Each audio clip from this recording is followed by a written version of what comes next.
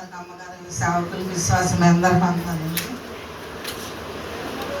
అసలు మాకు యేసుప్రభు ఏంటో తెలీదు. నాకు ఒక శోధన వచ్చింది. శోధన వచ్చినప్పుడు ఎన్ని సార్లు తిప్పినా తగ్గలేదు. తర్వాత క్రీస్తైన సావాసంలోకి వచ్చినాక నాకు నాన్నగారు బలింత కడుపులు తెప్పెడితే దానికి చీకటమ్మ అంటే దెయ్యం అని చెప్పాడండి.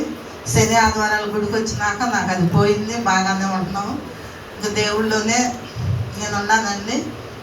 తర్వాత కొన్ని రోజులు పోయిన తర్వాత యేసుప్రభువులోకి వచ్చింది 79లో వచ్చాను.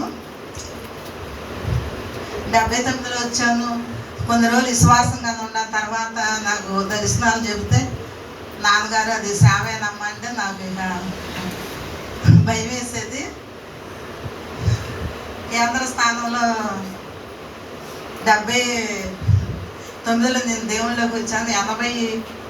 89లో అప్పుడు ఆగస్టు 20న నాకు సేవ సమర్పణ చేశారు పెద్దనాన్నగారు. చేసిన తర్వాత డేట్ వేసుకోమ్మా అన్నారు. వేసుకున్నాను. ఇప్పటికీ ఉంది. కానీ నాన్నగారు కూటం పెట్టమంటే నేను సుత్తికూటం పెట్టాలమ్మా అంటే కూటం చేసే మనసు లేదు. దేవుడు కావాలి, నాకు నాన్నగారు కావాలి. కానీ సేవ వద్దని నేను చాలా బాధ పెట్టాను నాన్నగారిని. ఫస్ట్ 89 తర్వాత మన మార్చి నెల కోటాలు అయినాయి కదండి కేంద్ర స్థానంలో. అయినప్పుడు మేము ఇల్లు కట్టుకుంటున్నాము. ఇల్లు నిజంగానే కట్టుకుంటున్నాము. ఇప్పుడు దాని ఇల్లు ఉప్పు తీసాము. ఎక్కడెక్కడ ఉన్నాయని నేను వెళ్ళలేదు 2 రోజుల దాకా. 2 రోజులే 3 బుధవారం మంగళవారం నుంచి శుక్రవారం దాకా వెళ్ళలేదు.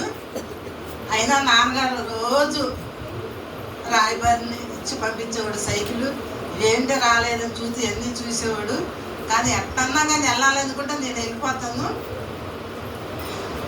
సేవాదేవుడు భయం వేసి నేను ఇక కొంచెం కోటాలు కూడా ఆ సంవత్సరం వెళ్ళలేదు.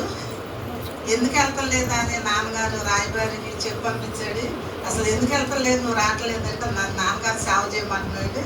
నాకు సేవ అంటే భయం. అలా చచ్చిపోతే నేను ఆ రోడ్డుకి వెళ్ళను, మళ్ళీ దెయ్యాలంటారు ఏంది, నాకు భయం, నేను చేయలేను. అందుకే నాకు బాధేసి రాలేదు. లేకపోతే అయ్యగారు దుడ్డికి వెళ్ళి వచ్చేస్తాను అయ్యా జ్యోతి. ఆ మాట రాయబారి నాన్నగారు చెబితే మళ్ళీ కోటం రోజు కూడా పంపించాడు నాన్నగారు. ఆఖరి రోజు 17వ తారీఖు మార్చి పొద్దున్నే రేపు పగలు మేము వస్తామని చెప్పమని రాయబారి నుంచి పంపించాడు ఇక్కడికి. అప్పుడు మేము కిందే ఉన్నాము. ఇక్కడే అక్కడ దాని తప్పు తీసాము. పొద్దున్నే 11ంటికి వచ్చారు. మన్నయ్య గారు, గన్నారమయ్య గారు, నాన్నగారు, మన అయ్య గారు వీళ్ళందరూ వచ్చారు. వాళ్ళు వస్తామని చెప్పారని నేను పప్పు చేసి కూర తెచ్చి రెడీ చేసి ఉంచాం. విజయ్కి తెలిసి అన్ని కళ్యాణ్ కూడా అప్పుడు ఇక్కడే ఉన్న ఆమెకి తెలుసు. 11ంటికి వచ్చిన వాళ్ళు 3 దాకా నేను మంచిలు తాగలేదు. నాన్నగారు ఇదే స్థలంలోది. అప్పుడు చిన్నయ్య గారు కొంచెం చిన్నపిల్లాడు అమ్మాయి మంగళాడేమో ఆయన పెడతానన్నా వద్దన్నాడు. నాకు దేవుడు అంటే ఇష్టమే, నాన్నగారు అంటే ఇష్టమే, సంఘం అంతా ఇష్టమే. కానీ సేవ విషయం వచ్చేటోడు నీ చేయనని బాధపడితే తెలియపడతాం వాళ్ళమ్మా నువ్వు సేవ చేయదన్నప్పుడు అది ఆ గేడు దాకా ఈశ్వరయ్య గారు కూర్చుని దాకా వెళ్ళారు. నాకు ఎందుకన్నా మరి నాన్నగారు తెలిసింది. కానీ నాకు నాన్నగారు వాళ్ళు అన్న పిల్లలకు చాలా ఇష్టం.